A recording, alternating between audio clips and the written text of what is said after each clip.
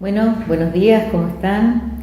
Hoy vamos a hablar de los desarreglos del goce y el empuje a la muerte. Son dos las expositoras.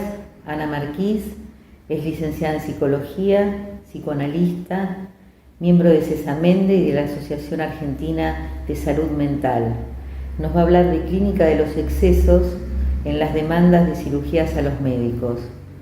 Nuestra invitada, Marcela Barilari, a quien le agradezco su interesante exposición, es psicoanalista, miembro de la Escuela Freudiana de Buenos Aires, supervisora docente y conferencista en diversas instituciones de salud mental y universitarias, tanto en el ámbito estatal como privado. Miembro fundador del movimiento Convergencia Lacaniana por el psicoanálisis freudiano. Ha escrito numerosos artículos y publicaciones en diversos medios del campo psicoanalítico nacional y del exterior. Y ella nos va a hablar de rancias del deseo. Cualquier pregunta o comentario pueden hacerlo a través de nuestro mail info@cesamende.com, indicando en el asunto a quién va dirigido. El 16 de octubre es nuestra próxima exposición sobre los laberintos de la violencia. 3 somos las expositoras. Silvia Fandiño va a hablar de ley de violencia de género, algunos aportes psicoanalíticos. Estela Gulián, que es nuestra invitada, va a hablar del laberinto de la violencia detrás del síndrome de alienación parental, SAP. Y yo les voy a hablar de qué interroga la violencia. Bueno, los esperamos. Muchísimas gracias y los dejo en compañía de Ana Marquís y Marcela Barilari.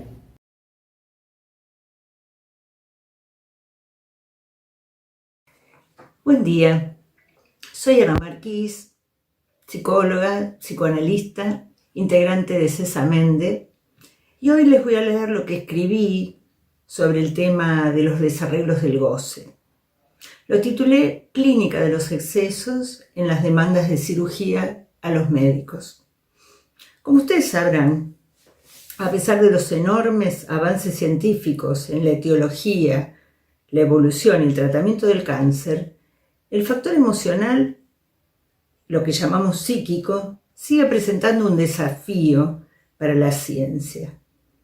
Es frecuente comprobar que aún, haciendo grandes esfuerzos por establecer una mirada interdisciplinaria, no siempre resulta muy fluido el intercambio entre médicos y psicólogos, al menos cuando estos últimos tienen una formación psicoanalítica. Se suelen idealizar ciertos avances científicos, como es el caso de la genética o el descubrimiento de alguna vacuna, desestimando la incidencia que en esta o en cualquier otra enfermedad orgánica tiene lo psíquico, que desde la perspectiva psicoanalítica no se reduce a la voluntad yoica o mental, sino al espacio que aloja el sujeto del inconsciente.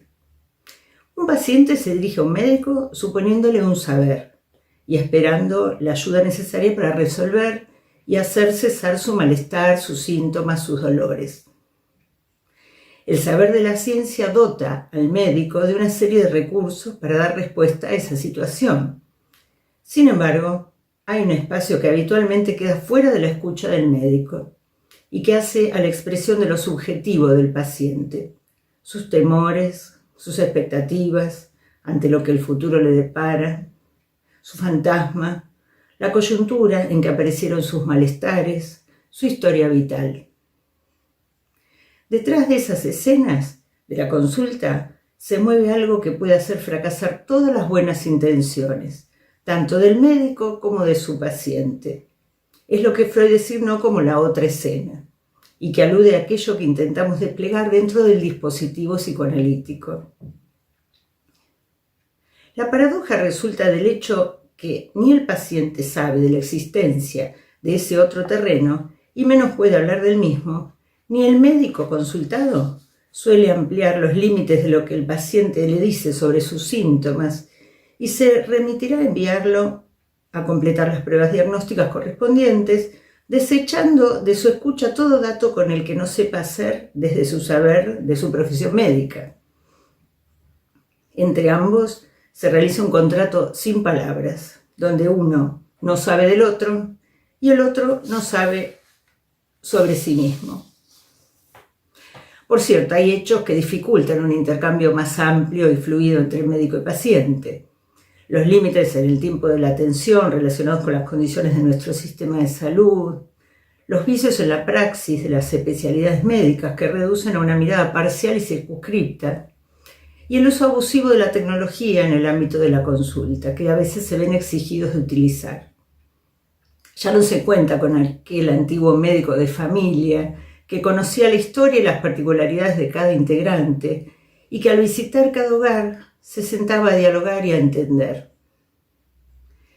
Gran parte de los tratamientos dependerá de la predisposición de cada médico a adecuar en su práctica lo que se le presenta como dificultad y evitar que los beneficios de los avances de la ciencia y la tecnología le impidan una comprensión más abarcativa de lo que afecta a su paciente. Les voy a presentar 2 casos para ilustrar diferentes modos en que se plantean las propuestas, indicaciones o pedidos de cirugías entre médicos y pacientes. Voy a comenzar por el caso de la famosa actriz Angelina Jolie. Luego seguiré con el de una paciente mía, Silvina D. Angelina Jolie, presuntamente a raíz de estudios genéticos que le señalaron la predisposición genética a contraer cáncer, decidió una mastectomía preventiva frente a una mutación genética, es decir, extirparse las mamas y los ovarios. Explorando su historia, parece que su madre y su abuela fallecieron a causa de ello. Por algún motivo que desconocemos, ella tomó esos antecedentes a modo de un destino inexorable y optó por mutilarse sus atributos sexuales femeninos primarios y secundarios, probablemente por propuesta de sus médicos tratantes, entre otras opciones. Según sus dichos, su objetivo era despertar en las mujeres la conciencia de la necesidad de la prevención del cáncer, que, aclaró, ella nunca había padecido. Su decisión despertó variadas reacciones sociales. Horror en algunos, pero admiración e identificación de muchas mujeres que ante su acto heroico decidieron pasar por la misma cirugía. Desde nuestra perspectiva, toda la sucesión de sus actos y sus dichos tiene un notorio matiz de exceso, que, si recorremos su biografía, vemos aparecer una y otra vez. Para el psicoanálisis, todo aquello que en un sujeto implique un exceso remite a la existencia de un goce no domado, no domesticado, que se articula en una determinada fantasmática y que puede derivar en lo que Lacan denominó el síntoma, como un modo fijo de goce inamovible y particular de un sujeto. A diferencia del síntoma, en su versión clásica freudiana, que hace sufrir al sujeto, el síntoma conjuga el sufrimiento con el placer, a través de una nueva regulación. Angelina Jolie es hija de un famoso actor norteamericano, John Boyd, el famoso Regreso sin Gloria, quizá la vieron, y de una madre también actriz, pero poco trascendente. Sus padres se separaron cuando tenía 2 años y la madre con los 2 hijos se mudaron de Los Ángeles a Nueva York, donde, según dice, fue una niña feliz, coleccionaba serpientes y lagartos, a quienes ponía nombres y algunos de los cuales fueron víctimas de sus experimentos. Usaba ropa llamativa y en el colegio formó parte de un grupo llamado Kiss Girls, que atacaban a besos a los varones hasta hacerlos gritar. A los 11 años vuelve a Los Ángeles y su vida comienza a ser una tormenta. Cuenta haberse sentido sola, discriminada por usar anteojos, tiradores y por ser extremadamente delgada. Nunca lograba ser aceptada en los castings por muy delgada, muy petiza, muy tímida. Fue allí que empezó a odiarse a sí misma, ojos muy grandes, se sentía una marioneta y a sentirse una inútil, una desgraciada. Angelina cuenta que no quería que nadie la tocara. A los 14 años comienza a hacerse cortes en el cuerpo, a usar ropa negra y a teñirse el cabello de color púrpura. Se cuenta que su primer matrimonio escribía en su chaqueta con sangre. Tenía un novio punk. Esto fue hasta los 16 años, en que se separa de su madre y se va a vivir sola, recomponiendo levemente su relación con el padre, del del que estaba distanciado, si bien la misma relación nunca dejó de ser conflictiva, al punto de no permitirle ver a sus hijos. Desarrolla su carrera como actriz, se casa con el actor Brad Pitt, tiene varios hijos entre propios y adoptivos, y realiza tareas filantrópicas y humanísticas a favor de niños y refugiados. Respecto de los cortes dice: por alguna razón, el ritual de haberme cortado y sentir el dolor tal vez me hacía vivir la sensación de algún tipo de liberación. Es de alguna manera terapéutica para mí. Ahora voy a presentarles, en esto que llamé Clínica de los Excesos, el caso de mi paciente Silvina D. Un caso muy diferente al de Angelina, si tenemos en cuenta la posición subjetiva que se escucha en su decir en análisis, y nos lleva a preguntarnos de qué lado están los excesos. Silvina D. me consulta a sus 30 años, cuando se le diagnostica un cáncer de mama. Realiza, como ella lo expresa, al pie de la letra los tratamientos que se le indican. Primero una cirugía parcial, conservadora de buena parte de su mama, luego realiza quimioterapia, radioterapia, tamoxifeno vía oral durante 5 años, refiere plena confianza en sus médicos tratantes, ginecólogo y oncólogo. Me dicen: ahora que terminé los tratamientos exitosamente y ya no aparecen signos de cáncer en la actualidad, me indican consultar con un genetista para detectar si hubiera algún gen mutado. En ese caso aumentaría mucho la probabilidad de una recidiva y debería optar por realizarme controles mucho más seguidos para lograr una detección temprana, o decidir una mastectomía radical bilateral y resección de ovarios que anularían por completo toda posibilidad de que volviera a enfermar. El médico me dice que ya podría ir quedando embarazada, si quiero, para luego sacarme los ovarios. Y me asegura que con la prótesis de mamas quedaré muy bien, mejor que ahora. Pero yo no quiero sacarme las mamas ni los ovarios y aún no me planteo quedar embarazada. La indicación médica de consultar a un especialista en genética la angustia sobremanera, ya que se ve obligada, exigida, demandada de seguir llevando a cabo al pie de la letra la palabra de sus médicos tratantes, generadores de tan exitosa curación. Aquí, la indicación de la aplicación de los avances científicos y tecnológicos genera un enorme monto de angustia en la paciente. Se trata de la demanda del gran otro de la ciencia y la tecnología, encarnada en los médicos tratantes, que a partir de la atribución de saber, más que como propuesta de tratamiento, es vivida como imposición. Como soy yo, quiero prevenir, me dice. Y si en mis estudios genéticos saliera un gen mutado y decidiera no operarme, mi cabeza me castigaría toda la vida y voy a padecer el miedo. No tengo salida. La gente me alentará y minimizará mi preocupación, pero soy yo la que pone el cuerpo. Lo siente como un exceso, como un tormento al que deberá someterse. Lo asocia al relato de su madre cuando la escuchaba decir: me vaciaron. ¿Debo apurarme a ser mamá, a sacarme mis tetas y mis ovarios? Tengo miedo porque me conozco y sé que no podría no seguir el consejo de mis médicos. Los que saben son ellos. Me dice: ¿pero qué más? Lo que más me angustia es cómo vivir después de tener el informe genético. Mis médicos me explicaron que me lo piden porque están obligados a seguir los protocolos consensuados para casos de cáncer como el mío. Silvina es una paciente con una historia muy diferente a la de Angelina. Tiene una familia muy afectuosa y comprometida, un novio contenedor y cariñoso. Ha realizado un recorrido analítico durante 5 años que la ha acompañado a atravesar sus tratamientos oncológicos con calma y llegar, como ella dice, a cierto buen puerto. Veamos ahora qué dice el psicoanálisis al respecto de estas cuestiones.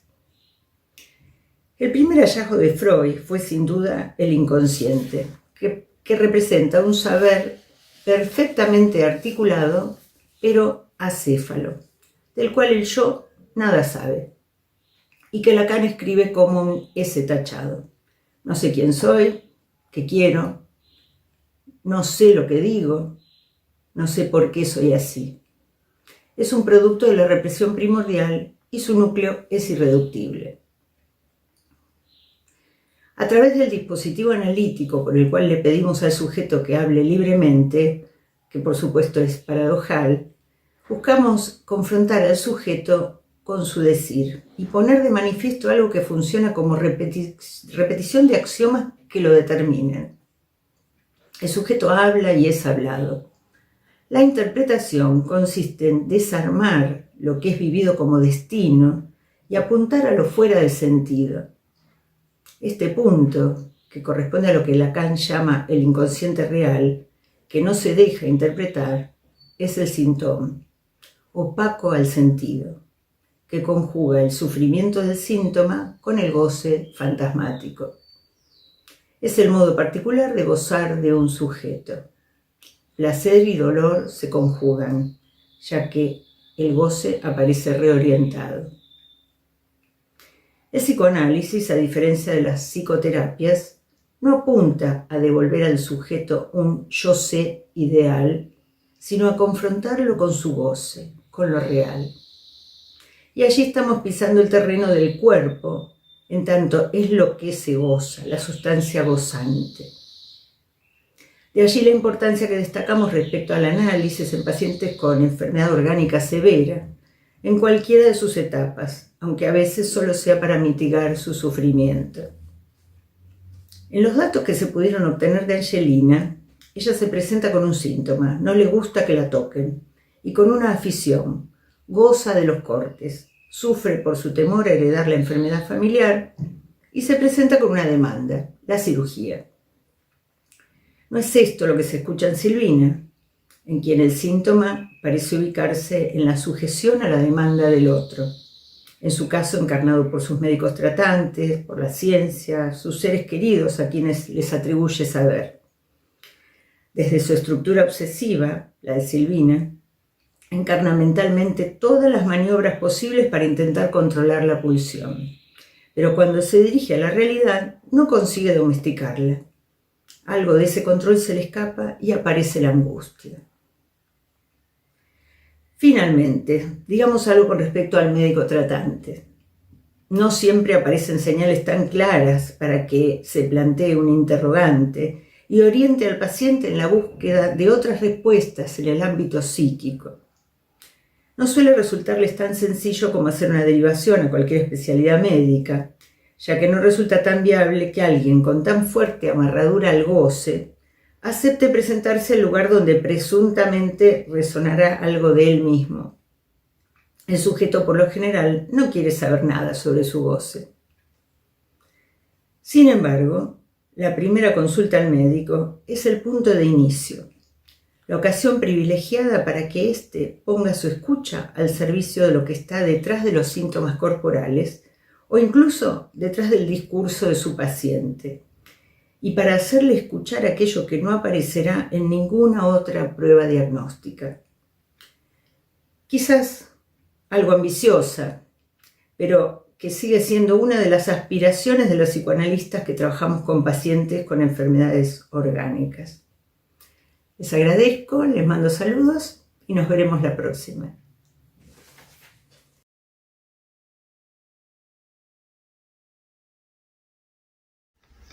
Muy buenos días, soy Marcela Barilari. Muchas gracias, Silvia, por la presentación y por invitarme nuevamente a Sesamende a trabajar con ustedes por estas cuestiones clínicas que nos presentan muchos desafíos, en especial con pacientes que se incluyen en el título del ciclo, los desarreglos del goce y el empuje a la muerte. Bien. Bueno, mi ponencia la nominé Errancias del deseo. Hay un punto fuerte en este título, en el goce, en la muerte, donde hay algo que evidentemente no está garantizado que pueda arreglarse, que pueda reglarse, o que hubiera una regla fija para el goce para cada quien. Lo mismo sucede con el deseo. No es algo que esté garantizado, sino que es algo que puede suceder si están algunas instancias puestas en forma.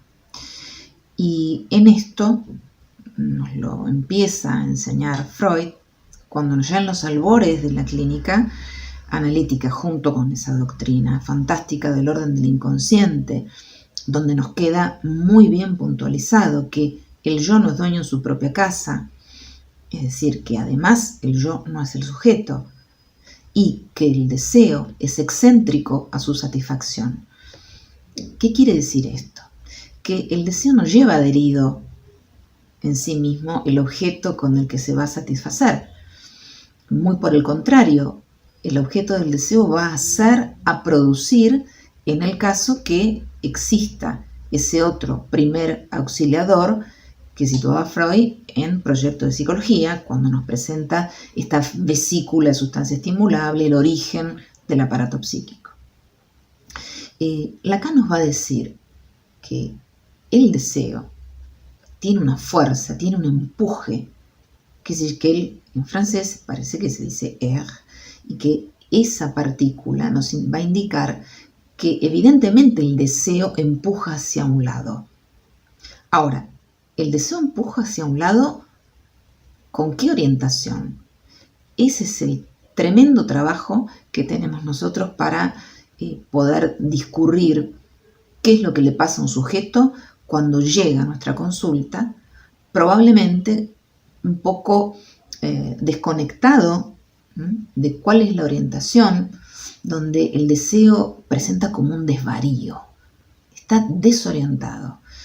Puede ser que tenga ganas y no sabe sobre qué cosas tiene ganas, puede ser que no sienta ganas, puede ser que no pueda formular, sienta que no tiene derecho, sienta que tiene muchos deseos pero no encuentra un objeto. Es decir, que aquello que nos interroga y que nos autoriza a intervenir en la clínica es cuando está en juego el deseo o su impedimento de formulación. Recordemos que el deseo nace en este interjuego con el otro, siempre y cuando se hayan cumplido algunas operaciones psíquicas que tienen que ver con que la necesidad es abordada desde el deseo del otro, con que en ese juego complejo nudo de relaciones que se van a matizar entre el deseo de la madre, su propia falta, su pulsión, su deseo, su goce. Lo más importante, sabemos que es que el niño en la primer parte de su existencia tome como objeto a la madre, pero no solamente como objeto, sino como objeto de deseo, pero como objeto de deseo en tanto y en cuanto el otro es el que tiene el deseo para poder donarle. Es decir, que es sede del deseo del sujeto. Lacan nos va a decir muy claramente que si en la madre no está sitiado y situado el deseo, el niño no puede lanzarse allí para ser paladeado, degustado, deseado, y tampoco va a poder a posteriori ir formando su propia matriz deseante.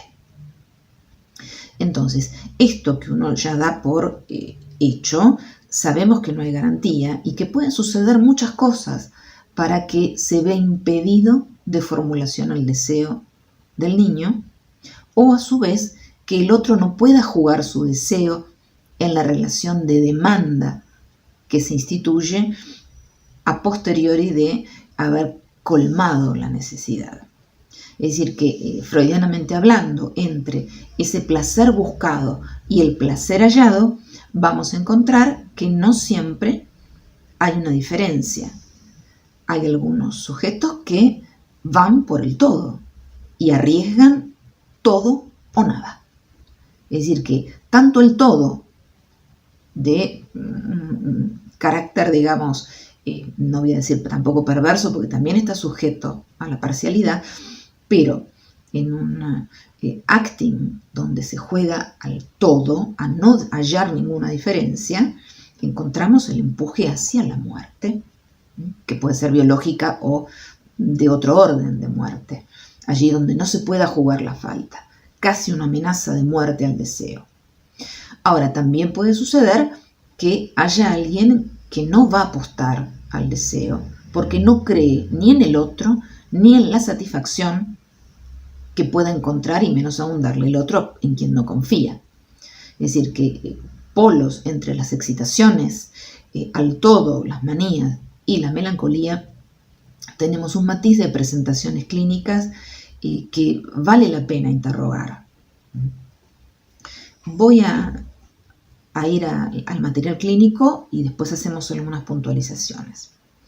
Hace muchos años llega a la consulta una adolescente, vamos a llamarla Magalí, que una chica muy inteligente, con cierto desarreglo personal, en realidad a la ropa, no a la higiene, pero tampoco era derivable ese desarreglo en relación a la moda para su edad. Había una rareza de mirada muy opaca. Cuando le pregunto por qué llega, es clara, concisa y directa, y dice: vengo porque no tengo ganas. Bueno, empezamos a hablar, esconde un poquito, me cuenta en relación a la madre, al padre. El padre, una persona de muy buenos sentimientos, que la ama mucho, pero que no puede entender qué es lo que ella quiere. Es decir, es un hombre que de muy buenas intenciones, pero que no puede legislar, no puede distribuir un goce legítimo para cada una de sus hijas. Él quiere distribuir lo mismo para todas. Es decir, que ahí ya tenemos una disfunción importante de la función paterna, y es que no puedes legislar la unicidad del rasgo basado en la diferencia para Magalí. En relación a la mamá, una señora que, ha tenido una infancia realmente tremenda en cuanto a su filiación.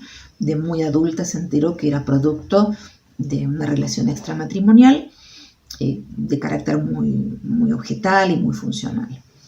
De tal manera que, no quería ser mamá, pero sabía de esas limitaciones y, tuvo su primera hija y automáticamente no supo qué hacer, se puso muy mal, desarrolla una patología importante, tiene que ser medicada, y estar con acompañantes terapéuticos prácticamente durante todo el día. Al momento del nacimiento de Magalí, dice claramente: Magalí nació para poder acompañar a su hermana. Es decir, este es el mito dominante donde realmente está muy amenazada la subjetividad, porque es en tanto acompañante para el otro. Es decir, que cuando ella llega a la consulta, se había casado su hermana, se había ido de la casa, de tal manera que ella ya perdía prácticamente el sentido mayor de su vida. No podía amar, tenía amigas las cuales desconfiaba un poco, que no la entendían. Y en relación al nacimiento de ella, más allá de haber dicho que nació para acompañar, la madre hizo algo muy interesante, sabiendo su propia imposibilidad de maternar. Contrató a una chica para que pudiera acompañarla, a su vez, a Magalí. Que por supuesto esto fue importantísimo para ella, porque fue una especie de ortopedia de maternidad o de troquelado materno que en el análisis empezaba a poder desgajarse. Toda la primera etapa, digamos, del tratamiento con Magalí, ella unas cuantas veces tocaba el timbre y cuando entraba estaba comiendo un alfajor que se metía todo en la boca. Empezamos a trabajar sobre esto, donde las intervenciones fueron no solamente legitimar esto que ella mostraba, que dio lugar a que confesara, entre comillas, ciertas conductas de tipo anoréxico y bulímico, pero no grave. Los trajo básicamente como mostración. A lo cual legitimé la escena y empezamos a trabajar con intervenciones del estilo, por supuesto, desde lo imaginario, pero básicamente con algo que era real, donde el deseo del analista le decía, qué rico, ¿qué estás comiendo? ¿De qué es? ¿No? Es decir, donde yo le decía, bueno, a ver, qué bueno, qué rico que puedas comer eso, porque no te hace mal. Viste que hay gente que por esto, por las dietas o no puede comerlos. La verdad que eso es un bocato di cardinale, ¿no? Y ella se extrañó con la cara. Con lo cual, terminó de tragar, dijo, ay, ¿sabes que nunca me lo puse a pensar? Bueno, a partir de ahí se empieza a trabajar por esta cuestión de lo legítimo, de lo propio, de lo que no se debe, de lo que no se puede, de lo que está prohibido, pero de lo que ella sí puede hacer uso, ¿no? En relación a un objeto que era lo que le daban en casa, básicamente su acompañante, y le cocinaban y le daban cosas ricas, pero que no eran del orden del deseo. Entonces, poder acercar una ingesta que no es la presencia materna ausente, sino poder convertir una ingesta en una escena de buena leche, donde hay un entramado pulsional escópico, invocante, oral, anal, bueno, sujeto a una medida del deseo. ¡Qué rico eso! ¿No? Es decir, uy, es cierto. Es decir, tratar, fíjense que es un ejemplo tan simple, pero que se dio naturalmente en la escena del análisis, y a partir de allí, no solo que ella empieza a advertir de cuántas otras cositas podría tomar para hacerse un placer. Es muy interesante. Es decir, restablecer en principio el orden de la gana. El deseo después lo vemos, pero la gana empieza a tomar una coexistencia con algo de su cuerpo que no tenía una consistencia, que es lo que a partir de este trabajo vienen sueños, cosa que no había sucedido. Empiezan a haber formaciones del inconsciente donde ella dice sentirse muerta, junto con la madre. Trabajando el sueño, estoy haciendo muy resumido todo, pudimos empezar a trabajar sobre qué es el valor para ella, de lo vivo, de lo muerto, de la existencia, en qué consistiría para ella un proyecto de vida. Bueno, empieza a darse el lujo de hablar sobre esto. Tenía ya una vida muy programada porque determinados colegios, luego un viaje así asá durante años y entonces de luego volver. Estaba todo estipulado, donde ella no tenía margen. Entonces, da la sensación que si el deseo del analista apunta ahí, a donde el deseo está impedido de formulación, tenemos grandes chances, nada garantizado, de que un paciente pueda de a poco aquello que era mandato, lograr enigmatizarlo y ver si está de acuerdo con esa obediencia, y aquello que presenta como relleno, poder poner a jugar el vacío. Es decir, que el relleno del alfajor es riquísimo, sí, solo sí, podamos entender que hay para unos puede ser y que para otros no, pero que ella está dentro de los que sí. Entonces, poner a jugar un borde letrado para que el vacío haga deseable a ese relleno, esto es la metáfora, que fue real, de trabajo de un analista, siempre y cuando el paciente lo pueda habilitar. Es decir, nosotros tenemos que el orden de la palabra es fundamental para ver si el paciente se deja tomar, para que la consistencia del cuerpo no termine siendo como el alma en pena, como esos espíritus que ella sentía, otra realidad que pudo empezar a manifestar, que a veces algunos ruidos, ella sentía presencias, pero no eran alucinatorias. Digamos, hay algo allí entre lo imaginario y lo real que ciertamente había que reformular, había que reescriturar algunas eficacias, pero no eran presencias que ella sintiera amenazantes o del orden de el marrano, ¿no? Esa voz que citó Lacan en el Seminario de la Psicosis. Es decir, que lamentablemente algunas presencias, por ejemplo la materna, no quedaron inscritas ni en el orden del objeto, donde incluye ya el deseo. Es decir, claramente la mamá confesaba que ella no tenía el lugar para donarle del deseo, pero sí tenía mucho amor y mucha voluntad de que sus hijos lo tuvieran.